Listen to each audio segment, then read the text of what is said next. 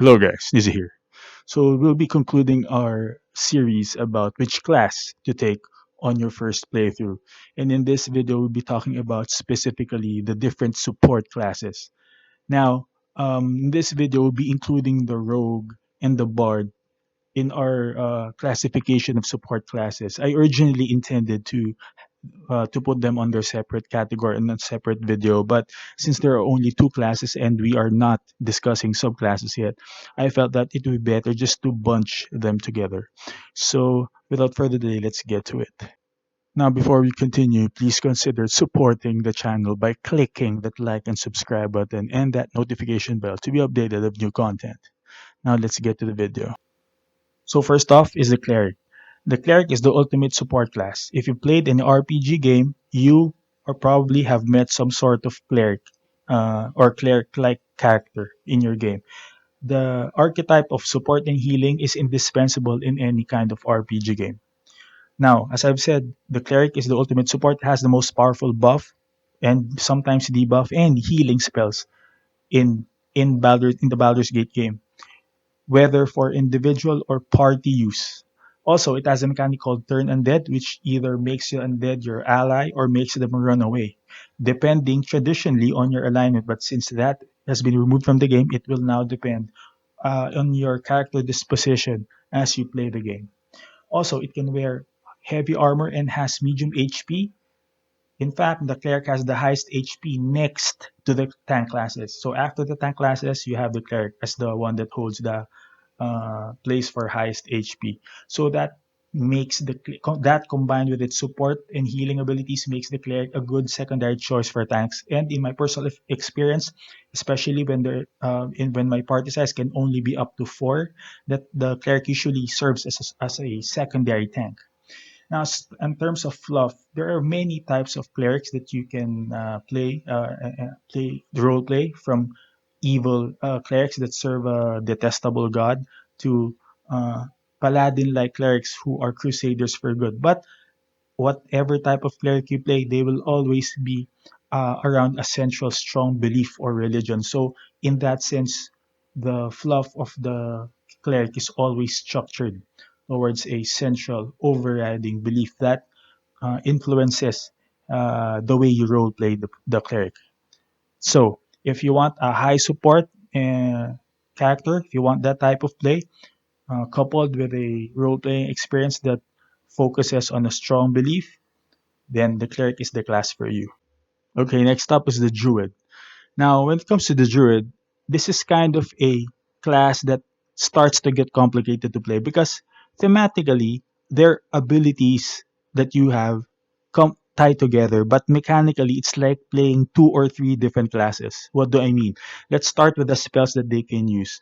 The spells they have effects that are similar to the clerics in the sense that they have support spells and healing spells, but at the same time they have offensive spells that have effects similar to those of magic casters or wizards or sorcerers, those types.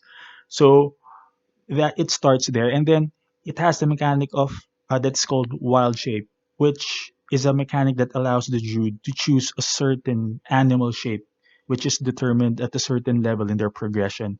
Now, this animal shape often gives them combat abilities, melee combat abilities, and defense. So in their animal form, they're a little bit tougher than a cleric, but in their human form, they're a little bit softer or squishier than a cleric. So that's kind of the balance. But still they can fill the role of a secondary tank, much like how the cleric can fill that role. Also, given that they can wear medium armor and their HP is comparable to that of the cleric.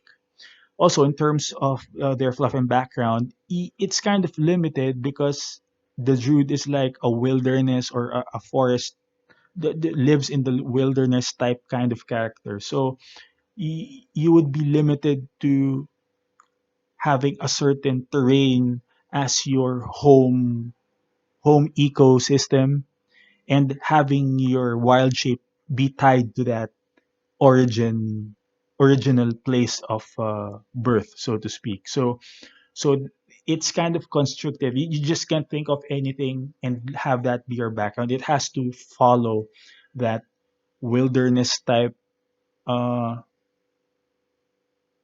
herb doctor kind of vibe. You know, it's for example, you can think of it as the clerics being the doctors in the city that dwells in cities, and you can think of druids as those alternative medicine doctors who may be practicing in provinces or in the countryside. So that kind of vibe. So if you're up for a little bit of challenge and are into that shape changing fantasy, this is the class for you.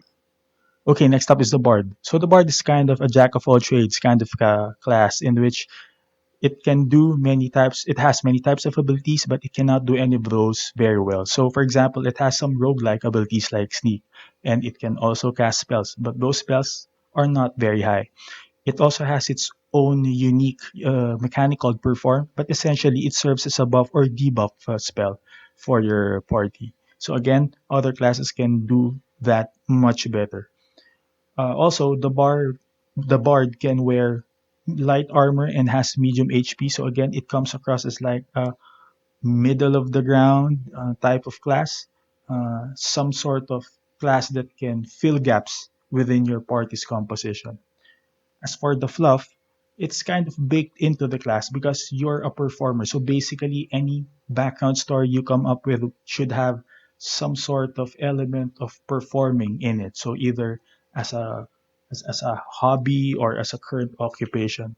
Now, in terms of the personality of the bard, you have generally it's like the charming, fast talking type, kind of similar to Deadpool without the deadly combat abilities. So if you're into that kind of thing and want to play a musical instrument in your role playing game, then definitely the bard is for you. Okay, lastly is the rogue, which is the most difficult class in my opinion to categorize. Yes, it's a support unit in the sense that its abilities provide lots of utilities, but the abilities it has are useful in specific scenarios in an adventure which may or may not come up frequently or in a daily basis depending on the campaign you're running and you're involved in. Now, so for example, one of these abilities is the pickpocket, which, if you ask yourself, how often will you be pickpocketing in your adventure? Also, another is your picklock. Picklock is admittedly kind of used more. I mean, there are more scenarios that you would need to be picking locks, but again, it's not like you're gonna be picking a lock every day.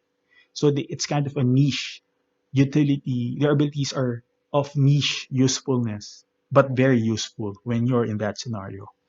Now, secondly, it has what you call a backstab, which enables the rogue, given the right specific circumstances and depending on the subclass that you take, the backstab can be very powerful, which can potentially make the rogue one of the highest single target damage dealing class there is. So, but again, it has to be the right mix of that specific circumstance and the proper character build. But if you do that, you can take down high HP single targets with one or two shots, depending, of course, on your strength. But this class makes that possible. Also, in terms of fluff, it can range from being a sly merchant to a like a dark assassin. So it has a whole range of backstories, backdrops, themes that are available for this class and can be used to great effect.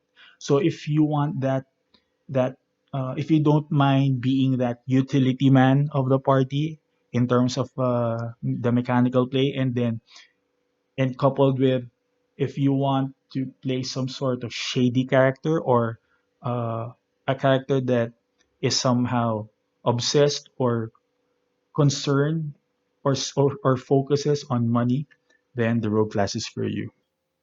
Now, you guys can check out my other video about which class to use in your first playthrough in Baldur's Gate. One video discusses the different tank classes available, and the other discusses the different magic DPS classes that are available. Now, with that, thank you if you're still here, and as always, see you guys on the next one.